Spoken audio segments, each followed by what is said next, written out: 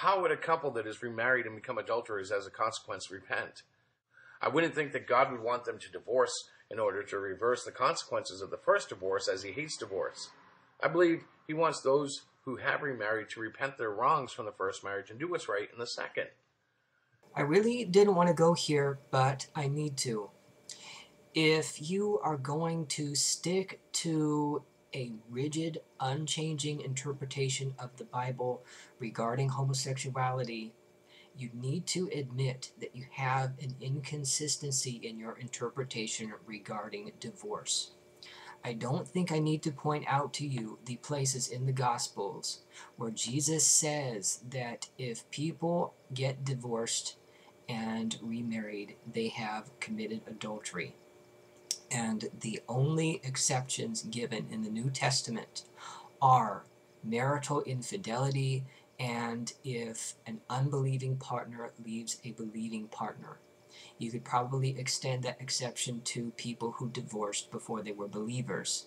However, people who are both believers who get divorced for reasons other than marital infidelity and get remarried, if you are going to stick to an unchanging interpretation of the Bible in light of modern society, you need to admit that these people are in a continuous adulterous relationship that is no less sinful in your eyes than people who are in a homosexual relationship.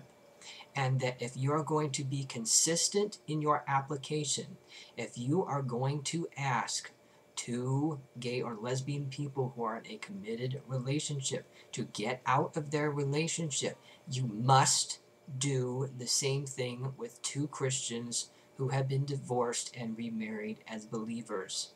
Otherwise, you are being disingenuous and you are wiggling around the issue. Is it harsh? I think we make it harsher than it has to be. It's definitely not what we would prefer as people, but sometimes we don't always get what we want. We just get what we need. Regarding people not being able to get what they want, but getting what they need. Now, I assume that this is a veiled reference to gay and lesbian people who are going to be forced to remain celibate.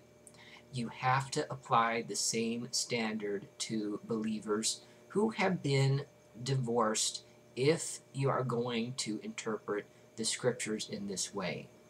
It really doesn't matter if they want to get married again, according to the way you are interpreting these things. If they get divorced, they are not allowed to get married again, or they have created an adulterous relationship. And if they don't like that, then that would be too bad. Okay?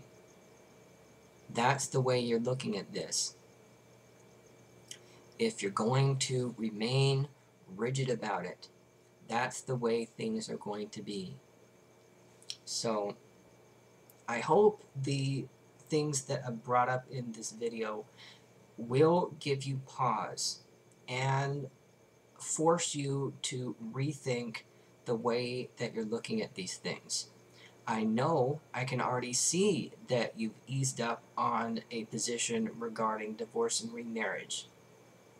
Perhaps you may need to change your point of view regarding other issues as well in light of new scientific discovery and being able to recognize that when Paul was writing these things, he had a different mindset. He didn't have all of the knowledge that we do now. And given the new knowledge that we have, it may be necessary to change the way we look at things. All right. Have a good night.